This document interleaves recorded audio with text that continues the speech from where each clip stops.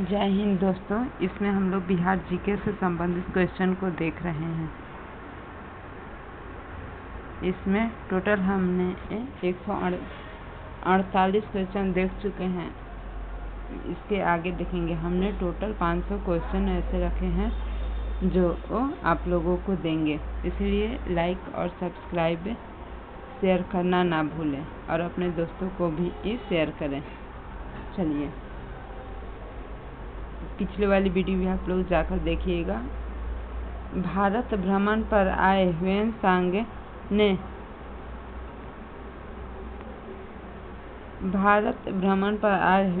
ने किस नगर का विस्तृत विवरणी यात्रा में वृत्तांतों में किया? पाटलिपुत्र। भारत भ्रमण पर आए ह्वेनसांग ने पाटलिपुत्र नगर विस्तृत विवरण अपनी यात्रा में वृत्तांतों में किया। उसने अपनी पुस्तक सीयूकी में अपनी यात्रा तथा तत्कालीन भारत का विवरण दिया।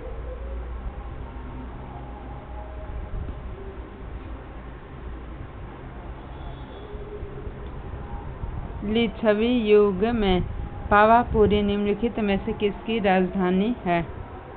मल्ल गणराज्य की। मल्ल युग में पावापुरी मल्ल गणराज्य की राजधानी थी। यही भगवान महावीर को निर्वाह प्राप्त हुआ था। महावीर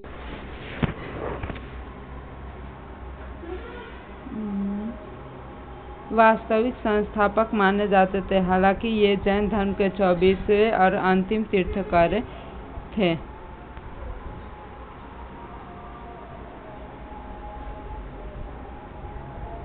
निम्नलिखित में से बिहार क्षेत्र की चर्चा किस साहित्य रचना में मिलती है? शतपथ ब्राह्मण में। बिहार क्षेत्र की चर्चा शतपथ ब्राह्मण साहित्य रचना में मिलती है। शतपथ ब्राह्मण संयुक्त यजुर्वेद का ब्राह्मण ग्रंथ है। ब्राह्मण ग्रंथों में इसे सर्वाधिक प्रामाणिक माना जाता है। शतपथ ब्राह्मण के अति उपदेश महर्षि याज्ञवल्क्य थे। इसमें 100 अध्याय होने से ही संभवतः इसका शतपथ नाम पड़ा। मतलब इसमें 100 अध्याय होंगे, इसीलिए इसका नाम शतपथ पड़ा होगा। प्रथम बौद्ध संगीति का आयोजन निम्नलिखित में से कहाँ हुआ? अजातशत्रु के काल में। कब हुआ? कहाँ हुआ था? प्रथम बौद्ध संगीति का आयोजन महात्मा बुद्ध के निर्वाण प्राप्त करने के बाद ही संगीत का आयोजन किया गया था। 483 ईस्वी पूर्व राजगीर में। चलिए, ज़्यादा नहीं, कम से कम 10-15 क्वेश्चन ही कराएंगे। निम्नलिखित में से बिहार का प्राचीन राजवंश कलिंग था। दिए गए विकल्प में से शिशु नागवंश, हर्यक वंश और मौर्य वंश बिहार का प्राचीन राजवंश रहा है, जबकि कलिंग युद्ध भारत में गंगा से गोदावरी तक विस्तृत एक शक्तिशाली साम्राज्य था। मुख्य रूप से यह वर्तमान के उड़ीसा क्षेत्रों में व्याप्त है। कलिंग राज्य की राजधानी तोसाली थी। निम्नलिखित में से जयप्रकाश नारायण की पत्नी का नाम क्या था? प्रभावती देवी। इनसे बहुत ही क्वेश्चन बनते हैं। जयप्रकाश की पत्नी का नाम प्रभावती देवी और महात्मा गांधी के पत्नी का नाम कस्तूरबा। जयप्रकाश नारायण की पत्नी प्रभावती देवी बिहार राज्य से एक भारतीय स्वतंत्रता सेनानी थी और प्रसिद्ध स्वतंत्रता सेनानी और सामाजिक कार्यकर्ता भी थी।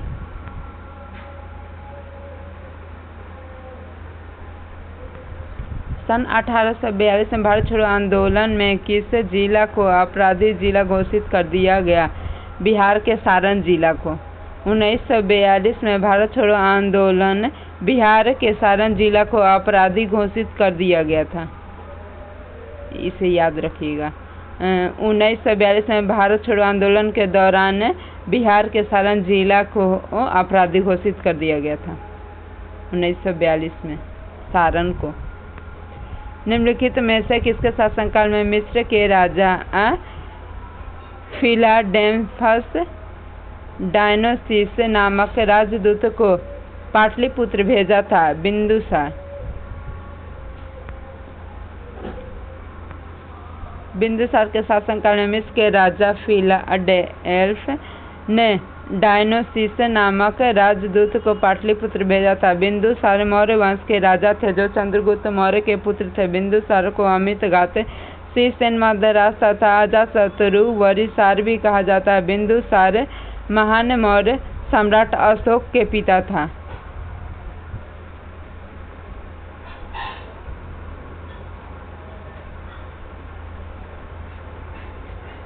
निम्नलिखित में से किसके शासनकाल में प्रयासों से नालंदा विश्वविद्यालय की स्थापना हुई? कुमारगुप्त के शासनकाल में।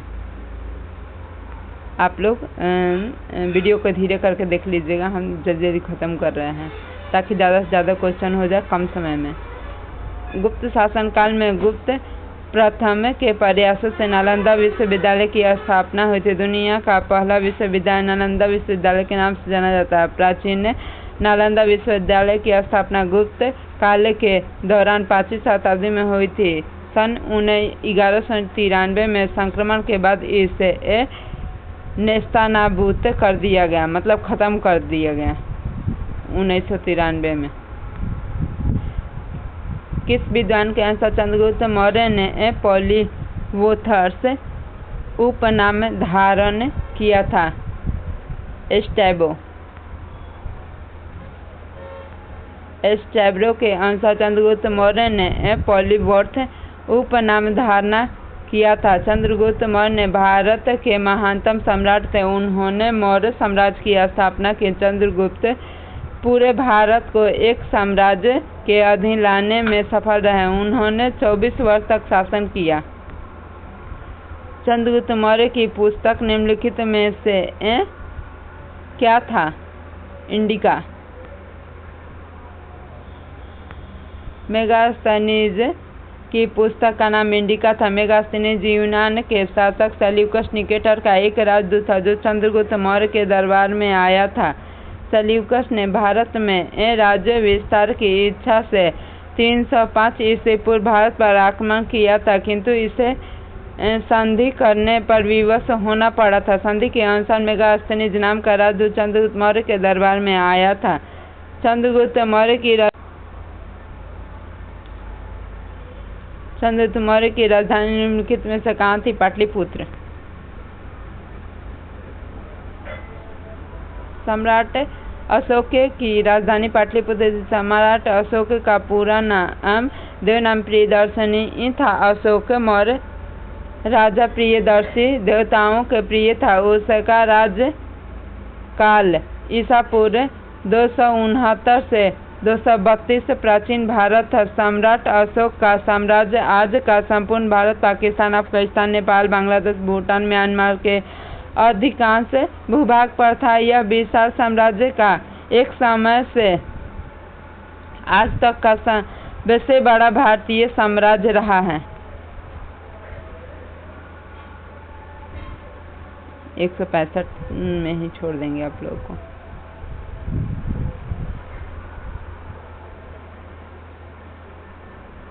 अशोक के समय में मौर्य साम्राज्य में 5 प्रांत का उल्लेख मिलता है। काशी या प्राची प्रातः की राजधानी है पाटलिपुत्र।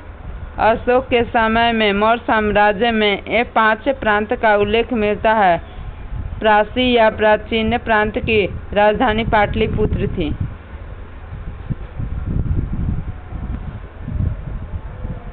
प्राचीन विश्वविद्यालय में से कौन स्थित है? ए और बी दोनों, विक्रमशिला और नालंदा। ऑप्शन 1 से अधिक। प्राचीन विश्वविद्यालय में से बिहार में विक्रमशिला और नालंदा विश्वविद्यालय स्थित है। दोनों बिहार में है। जैन तीर्थंकर महावीर स्वामी का जन्म निम्नलिखित में से कहाँ हुआ था? कुंडलवन कश्मीर, कुंडग्राम में हुआ था। जैन तीर्थकर महावीर स्वामी का जन्म कुंड ग्राम में हुआ था। जैन धर्म में विश्व के प्राचीन दर्शन या प्रांतों में से एक है। इनमें से 24 तीर्थकर हुए, जिनमें प्रथम तीर्थकर भगवान ऋषभ देव, आदित्यनाथ और अंतिम प्रमुख महावीर स्वामी। जैन धर्म में जिन परंपरा का अर्थ है जिन द्वारा परिवर्तित दर्शन। मगध की आरंभिक राजधानी निम्नलिखित में से कहाँ थी? राजगीर। मगध महाजनपद की सीमा उत्तर में गंगा के दक्षिण में विंध्य पर्वत तक, पूर्व में चंपा से पश्चिम में सोन नदी तक विस्तृत थी। मगध की प्राचीन राजधानी राजगीर। भारत की प्रथम राजगीर होने का श्रेय निम्नलिखित में से किसे दिया जाता है? पाटलिपुत्र। भारत की प्रथम राजधानी पाटलिपुत्र। चलिए अब यहाँ तक हम लोग देख लिए। अब इसके आगे अगले वीडियो में देखेंगे। आप लोग लाइक, शेयर और सब्सक्राइब करना ना भूलें और साथ ही साथ अपने दोस्तों को शेयर ज़रूर करें, ताकि हमने जो 500 ऐसे ही क्वेश्चन है आप लोगों के साथ टाइम टू टाइम मिलता रहे। इसीलिए सब्सक्राइब करना ना भूलें और साथ साथ आप लोग NCERT का भी क्लास चैप्टर वाइज ज़रूर देखें। जो लोग सीटेट की तैयारी कर रहे हैं वो लोग भी जाकर सारे सब्जेक्ट को देख सकते हैं। Good night.